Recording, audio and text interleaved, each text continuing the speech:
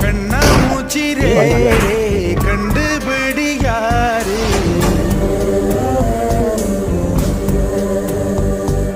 மனிதர்கள் ஆடிடும் ஆட்டம் என தெரியுது இப்போது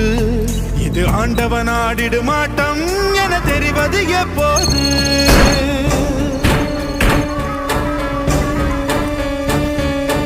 ஐயோ இந்த ஆட்டத்தில் முடிவே இல்லையோ